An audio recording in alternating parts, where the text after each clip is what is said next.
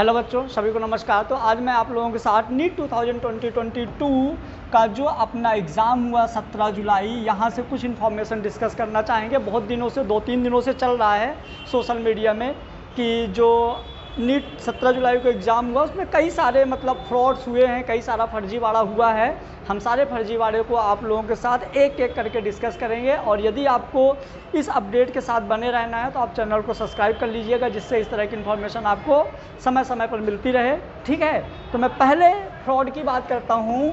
तो पहला जो सबसे बड़ा फ्रॉड है वो आपको पता है कि नीट 2022 का जब एग्ज़ाम हुआ है, यहाँ पे Hindi and English question paper interchange at Rajasthan, मतलब राजस्थान के अप्रॉक्स 100 सेंटर ऐसे हैं जहाँ पे क्वेश्चन पेपर का मीडियम चेंज हो गया है।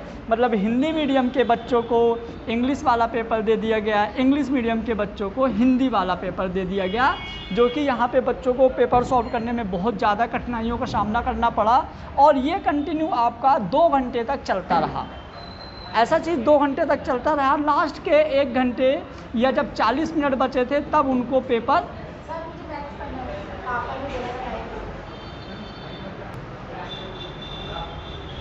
लास्ट का जब 40 मिनट बचा गया तब उनको हिंदी मीडियम वालों को हिंदी का पेपर, इंग्लिश मीडियम वालों का इंग्लिश का पेपर दिया गया, जो कि बहुत ही गलत है। अब ये मानिए कि 100 सेंटर मतलब कम से कम हज़ारों बच्चों के साथ ऐसा फ्रॉड हुआ है। वो बच्चों के लिए इंडिया गवर्नमेंट को दोबारा से नीट लेना पड़ेगा और उनको रीनीट करना पड़ेगा।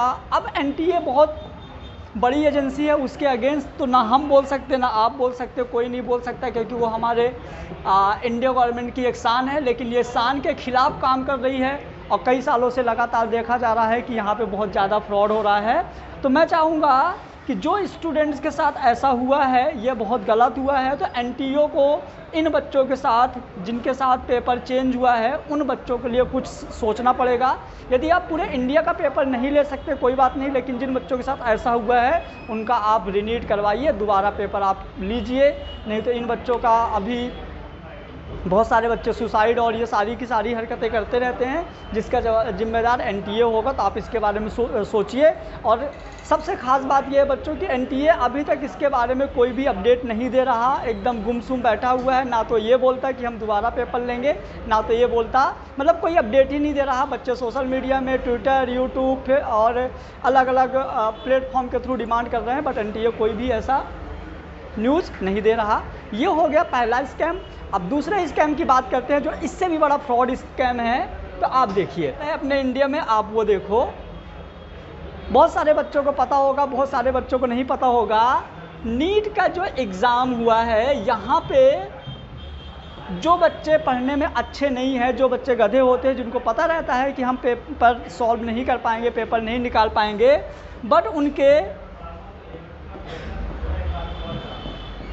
उनके बाप के पास पैसा बहुत होता है, उनके घर में पैसा बहुत होता है, तो वो लोग एक एक क्वेश्चन को सॉल्व करने के लिए 20-20 लाख रुपए में पेपर के जगह बैठाया गया है दूसरे को। जैसे मान लो किसी को एग्ज़ाम देना नहीं आता, उसका प्रिपरेशन नहीं है, तो बच्चों से 20 लाख रुपए लेके बच्चों को बैठाया गया है।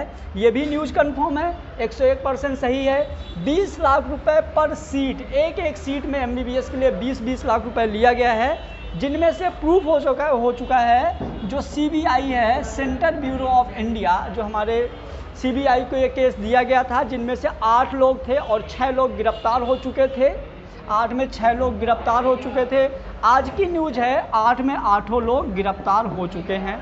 अब आप ये मानिए कि एनटीए जैसा बड़ी एजेंसी को कोई छोटा मोटा इंसान तो पैसे दे के ऐसा कर ही नहीं सकता, क्योंकि वहाँ पे बायोमेट्री होती है, इतना सारा जांच होता है। मतलब यहाँ पे डायरेक्ट किसी न किसी बड़े पॉलिटिशियन या बड़े अधिकारी का हाथ है। तो ये भी एक बहुत बड़ी चीज़ है। लोग साल भर 2 साल 3 साल प्रिपरेशन करते हैं और आप पैसे दे के और ऐसे काम करवाते हो, तो ये भी बहुत गलत है। मैं थोड़ा सा इसके बारे में और बताऊँगा।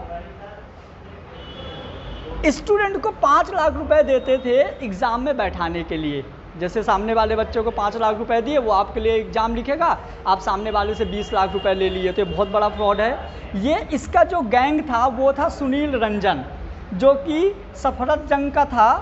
है ना। और ये बिहार, महाराष्ट्र, यूपी और हरियाणा, ये 5 डिस्ट्रिक्ट में 5 स्टेट में बहुत बड़े लेवल पे ऐसा काम किया था।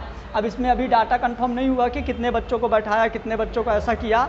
एक तो लिमिटेड सीट हैं आपके सरकार में 50,000 40,000, और उसके बाद आप इस तरह का काम करते हो तो पढ़ने वाले बच्चे का कैसे काम चलेगा, है ना। तो इस चीज़ में आप बच्चे थोड़ा ध्यान देंगे।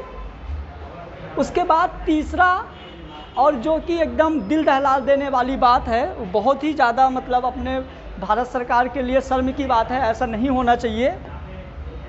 यहाँ पे क्या एक और है, तीसरा स्कैम और एक और है हमारे इंडिया में, जो कि बहुत ही बुरी बात है भारत सरकार के लिए। हमारे इंडिया में भी ऐसे शर्मनाक काम हो सकते हैं, कोई सोच भी नहीं सकता। तो एनटीए ने जिन इन्विजिलेटर को रखा था वो बहुत ही गंदा काम कर चुके हैं वो लोग, उसके लिए उनको माफ़ी मांगना चाहिए और भारत सरकार को ऐसे लोगों को निकालना चाहिए। वहाँ पे क्या हुआ आप पढ़िए, girls in Kerala asked to remove bras have entrancing exam, मतलब कि एग्ज़ाम जाने के पहले उनके मतलब प्राइवेट क्लॉथ तक की चेकिंग की गई, जो कि बहुत ही गलत और अभद्र व्यवहार है।